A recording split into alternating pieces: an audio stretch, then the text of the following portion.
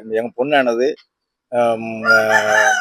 நேற்று சாயந்தரம் 7 மணி ஒரு ஒரு ஒரு 7:30 சுமாருக்கு இந்த மாதிரி உபாதைகளுக்கு சென்ற பொண்ணை யாரோ தெரியாத நபர்களானது வந்து அவங்கள கட்டாயப்படுத்தி பால் பாலியல் வன்கொடுமை செஞ்சு அவங்க கழுத்தை அறுத்து ரத்த வெள்ளத்தோட போட்டு போயிட்டாங்க. நாங்கள் அதை போய் எப்படின்னு சொல்லி காணாமல் சொல்லி தொலைவி பார்க்கும்போது நாங்கள் கொண்டு போன லைட் வெளிச்சத்தை பார்த்துட்டு எங்கள் வீட்டுக்காரம்மாவை பார்த்து ஒடியாந்துட்டாங்க.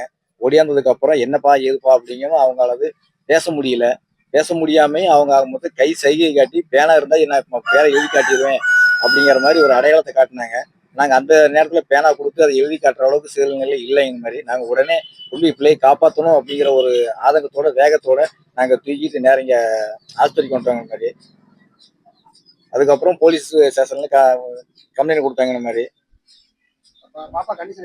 பாப்பா கண்டிஷன் ஆனது ஆப்ரேஷன் பண்ணியிருக்காங்க மாதிரி. அவங்க இந்த மாதிரி 24 மணி நேரம் டைம் சொல்லியிருக்காங்க. அதுக்கு மேலதான் எப்படின்னு சொல்ல முடியும் அப்படின்னு இருக்காங்க சார்.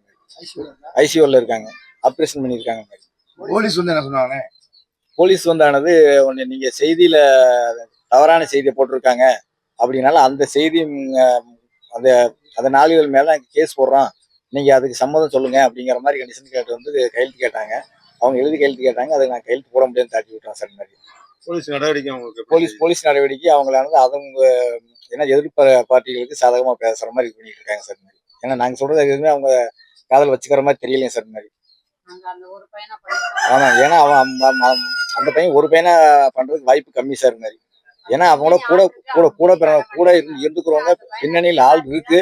ஆனா இல்ல அவங்க கூட அந்த பையன் கூட சேர்ந்த பின்னணியில் ஆள் இல்லை அப்படின்ட்டாக்க அவங்க அப்பா கண்டிப்பா அவங்க யாரோ ஒருத்தர் கூட உடனே இருந்தே ஆகணும் சார். மாதிரி கரூர் அருகே தரங்கம்பாடியில் படிக்கும் 10ஆம் வகுப்பு மாணவியை தனியே அழைத்து 12ஆம் வகுப்பு மாணவர் கழுத்தறுத்த சம்பவம் அதிர்ச்சியை ஏற்படுத்தியுள்ளது.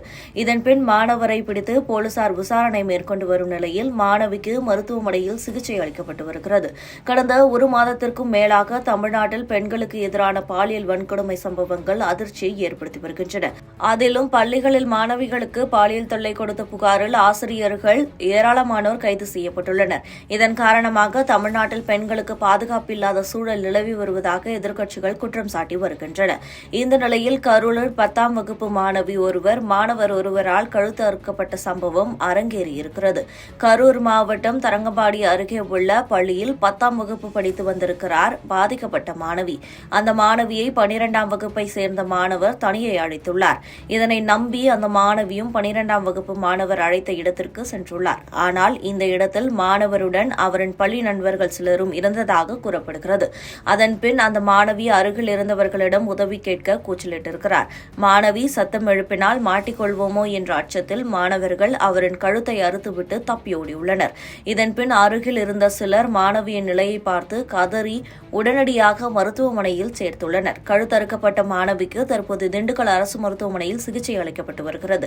இந்த சம்பவம் தொடர்பாக காவல்துறையினருக்கு புகார் அளிக்கப்பட்ட நிலையில் போலீசார் உடனடியாக அந்த மாணவரை பிடித்து விசாரணையை மேற்கொண்டு வருகின்றனர்.